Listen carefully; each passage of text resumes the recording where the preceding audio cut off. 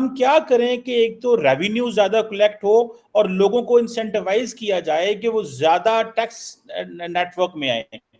اس کے لیے حکومت کو کیا کرنا چاہیے؟ کیونکہ یہ جو پوائنٹ ہے کہ آلریڈی جو برڈن لوگ ہیں ان کے اوپر برڈن ڈالے جا رہے ہیں, وہ تو اور بھاگیں گے یا چوری کریں گے, وہ تو اس طرف جائیں گے. تو اس کے لیے آپ کیا سمجھتے ہیں؟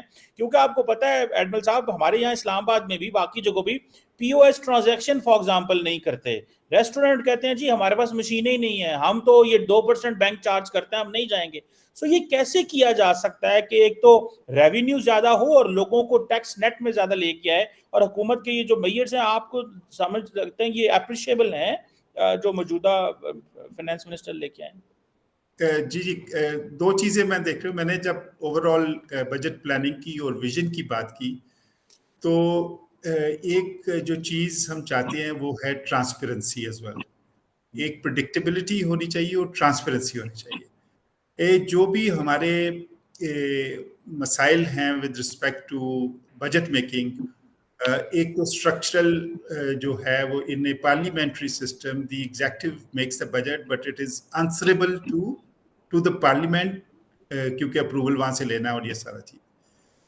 تو یہ جو technocrats who make the babus who make the budget and the input from the parliamentary, وہ اس کا جو لیول یا اس کا جو ماڈرن فسکل پالیسیز کا جو انڈرسٹینڈنگ ہے وہ بہت کم ہے. تو میرے خیال میں یہ جو بجٹ میکنگ پروسیس میں جو ریفارمز کی ضرورت ہے اور ہمیں بڑے ایکسپرٹس یہاں لانے کے لیے جو کہ ماڈرن ٹرینڈس بیسس پہ بجٹ کی کر سکے.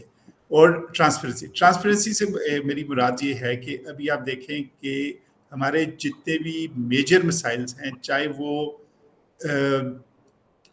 آئی پی پیز ریلیٹڈ یا انرجی سیکٹر کے ریفارمز ہیں یا جو کرنٹ پرابلمز ہیں, کیونکہ یہ energy sector alone has the capacity to take the state of Pakistan with it اگر ہم اس کو ایڈریس نہیں کریں گے. چاہے وہ سرکولر ڈیٹ کو دیکھ لیں, چاہے وہ کاسٹ آف یوٹیلیٹیز ہے اسپیشلی الیکٹریسٹی کی.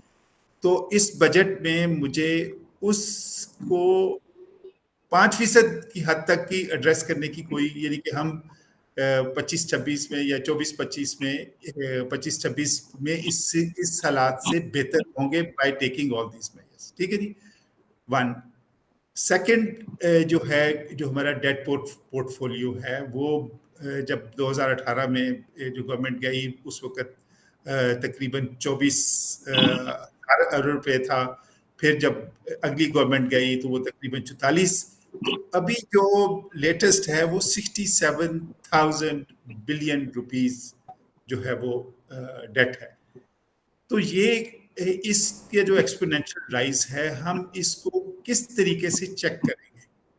کوئی کسی قسم کی کوئی اس کے بارے میں کلیئرٹی یا ویژن یا کوئی آبجیکٹو پلاننگ مجھے, شاید میں نے پوری طرح فالو نہ کیا ہو, مجھے نظر نہیں آئی. اسی طرح ہماری اسٹیٹ اونڈ انٹرپرائزز کا جو لاسز ہیں وہ تقریباً 1000 بلین روپیز سے زیادہ ہوتے ہیں. تو وہ اس کو ایڈریس کیسے کریں گے؟ دیکھیں جی, اگر بجٹ کا ڈاکومنٹ دیکھیں تو یو ول بی شاکڈ کہ جی پرائیویٹائزیشن سے پروسیڈ آنے کی توقع 30 ارب روپیہ ہے. میں 2015-16 کا ڈاکومنٹ ویسے ہی میں براؤز کر رہا تھا, اس وقت 50 بلین رکھے ہوئے تھے. کتنا ریئلائز ہوا, کیا ہوا, یہ ساری وہ باتیں ہیں جو کہ ہمیں یعنی کہ ایکسپرٹس کو معلوم ہے, اور لیکن اس کی طرف پیش رفت جو ہے وہ نہیں. جو آپ نے بات کی صوبوں کو ڈیٹ سروسنگ, میں نے مین جو بات کی تھی وہ تھی کہ ڈیولپمنٹل جو پی ایس ٹی پی ہے یا ان کا جو اینول ڈیولپمنٹ پلان ہے اس کو بہتر کوآرڈینیٹ کرنے کی ضرورت ہے. اور جو کیا کہتے ہیں جو پی ایس ٹی پی جو بھی 1600 ارب روپیہ ہے, اس کو اگر کوئی پروجیکٹ پنجاب میں لگ رہا ہے تو اس کا 80-90% جو ہے پنجاب کو بیئر کرنا چاہیے, اف ناٹ 100%. کیونکہ جب آپ ڈیولو کرتے ہیں لوگوں کو پتہ چلے, خود پلان کریں, خود اپنا وہ ٹھیک ہے. کچھ اسٹریٹجک پروجیکٹ ایک فیڈرل لیول پہ ہمیں شاید ضرورت پڑے گی, لیکن یہ کام ہونا چاہیے. باقی رہ گئی ڈیٹ سروسنگ کا شیئر.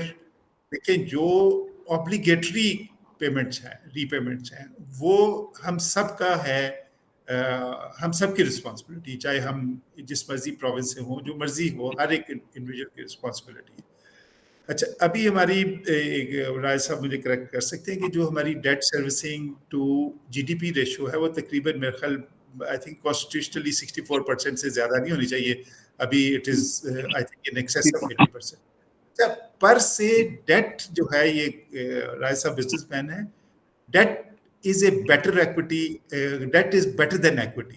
اگر کیپٹلسٹ اکانومی میں دیکھا جائے تو لوگ ڈیٹ لے کے بزنس کرتے ہیں, لیکن ابھی ڈیٹ لے کے بزنس کرنا, 22% پہ دینا, اور پھر اوپر یوٹیلیٹیز, اس طرح کاسٹ آف ڈوئنگ بزنس کو اگر ایڈ کریں تو یہ سمپلی یہ پاسبل ہی نہیں ہے.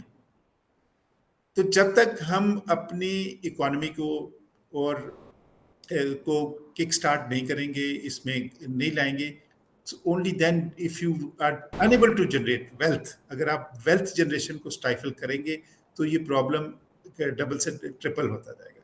ایک اور بات میں رائے صاحب کو کہوں گا, اس پہ وہ کمنٹ کرے, کہ جو ایک اور میجر ایشو ہے وہ ہمارا ہے current account deficit, where we need at least $20 to $30 billion every year to bridge that gap, جو ہمارا ایکسپورٹس کے کم ہونے کی وجہ سے.